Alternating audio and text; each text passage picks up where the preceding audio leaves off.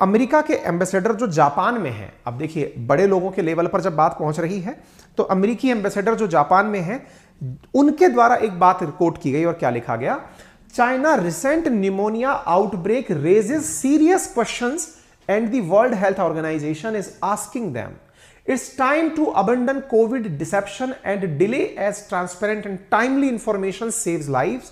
Full cooperation with the international community is not an option. It's the public health imperative. Will Beijing step up? यानी कि क्या Beijing कोई step उठाएगा?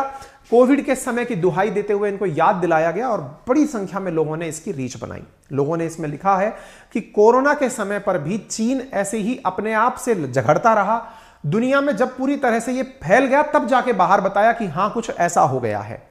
क्या चीन निकलकर आएगा बताने के लिए? इस प्रकार की चीजें पूछी गई। भारत में भी डॉक्टर्स ने इस पर अपनी तरफ से जानकारी मांगी है।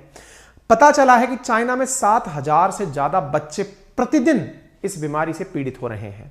कहा जा रहा है कि H9N2 जैसा जो बर्ड फ्लू है वैसा कोई वायरस है जो बच्चों में देखा जा रहा है। इसके साथ साथ मतलब वहीं के जो चाइना के कुछ सिटीज हैं उन सिटीज में भी इसके और प्रसार होने की खबरें आ रही हैं। आप यहां पर एक जगह देख सकते हैं, नाम है डोनगुआन सिटी। ये डोनगुआन सिटी गैंगडोंग प्रोविंस के अंदर वाजिंगांग नंबर 2 स्कूल के अंदर स्कूलें बंद कर दी गई हैं।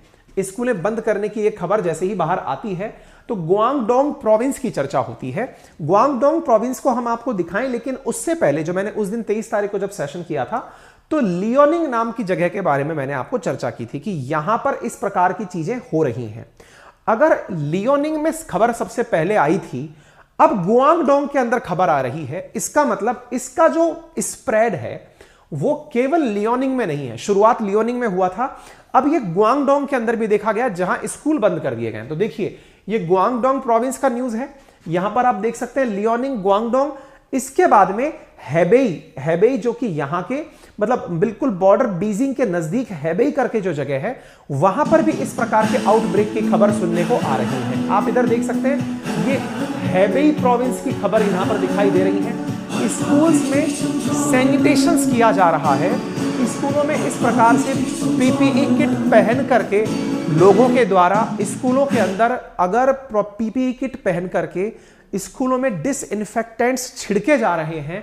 27 नवंबर आज की सुबह की आप अगर ये ट्वीट देख रहे हैं तो ये अपने आप में एक बड़ा क्वेश्चन रेज करता है कि चीन ने अपने स्कूलों में डिसइंफेक्टेंट्स डालना शुरू कर दिया है, जनता को नहीं बता रहा है कि क्या हो रहा है, बच्चों को घेर रही है बीमारी क्या है, इसके बारे में लोग चिंतित हैं और इससे बहुत सारे जवाब मांग रहे हैं। जहां तहां देखिए चीनी कोई भी मीडिया अपनी बातें बाहर नहीं निकालता है, लेकिन चीन के जो लोग दुनिया भर में हैं, जिनके परिवारजन वहां हैं, वहां की खबरें ट्विटर के माध्यम से बाहर आती हैं और ये बातें खबरें झूठी भी हो सकती थी, लेकिन एम्बेसडर जैसे लोग, WHO जैसे लोग, भारत की हेल्थ मिनिस्ट्री अगर इन चीजों को बहुत ही सीरियसली ले रही है तो आपको भी इन्हें समझना तो होगा। अवेयर रहिए, बाकी तो खैर जो भी है सामने आ ही जाएगा। तो ग्वांगझोउ यहां पर भी आप देख सकते हैं हॉस्पिटल्स के बाहर लगी हुई लाइनें और बच्चों को आप यहां पर देख पा रहे हैं। चाइना ने इसे वॉकिंग आउट मतलब निमोनिया आउटब्रेक घोषित किया है और सरकार के अपने जो क्षेत्र हैं वहां के लोगों के लिए एडवाइजरी जारी की है।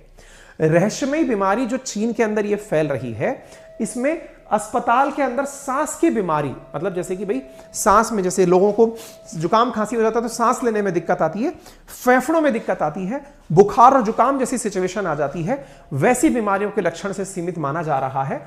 कई स्कूलों में इसके चलते हुए छुट्टी भी कर दी गई है।